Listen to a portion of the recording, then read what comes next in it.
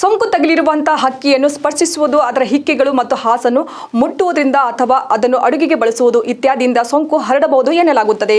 ಹಾಗಾಗಿ ಆದಷ್ಟು ಈ ಸಮಯದಲ್ಲಿ ಸ್ವಚ್ಛತೆ ಬಗ್ಗೆ ಗಮನ ನೀಡಿ. ಅಡುಗೆ ಮಾಡುವ ಸ್ಥಳ ಯಾವಾಗಲೂ ಸ್ವಚ್ಛವಾಗಿರಲಿ. ಆಹಾರ ತಿನ್ನುವ ಮೊದಲು ಅಥವಾ ಅದನ್ನು ತಯಾರಿಸುವ ಮೊದಲು ಕೈಗಳನ್ನು ಸರಿಯಾಗಿ ತೊಳೆಯಿರಿ. ಸ್ಯಾನಿಟೈಸರ್ ಅನ್ನು ಬಳಸಿ. ಬೇರೆ ಊರಿಗೆ ಹೋಗುವಾಗಲೂ ಇದರ ಬಳಕೆ ಮಾಡುವುದು ಮರಿಬೇಡಿ. ತೆರೆದ ಮಾರುಕಟ್ಟೆಯಿಂದ ದೂರವಿರಿ. ಸರಿಯಾಗಿ ಬೇಯಿಸದೇ ಇರುವ ಕೋಳಿ ಅಥವಾ ಬಾತುಕೋಳಿಯನ್ನು ತಿನ್ನಬೇಡಿ. ಹಸಿ ಮೊಟ್ಟೆಯನ್ನು ಸೇವಿಸಬೇಡಿ. ವೈದ್ಯರ ಬಳಿ ಈ ಬಗ್ಗೆ ಸರಿಯಾದ ಸಲಹೆ ತೆಗೆದುಕೊಂಡು ಆ ಬಳಿಕ ಮಾಂಸಾಹಾರ ಸೇವನೆ ಮಾಡಿ. ಜೊತೆಗೆ ಆಹಾರಗಳನ್ನು ಬೇಯಿಸಿ ತಿನ್ನುವುದು ಮರಿಬೇಡಿ.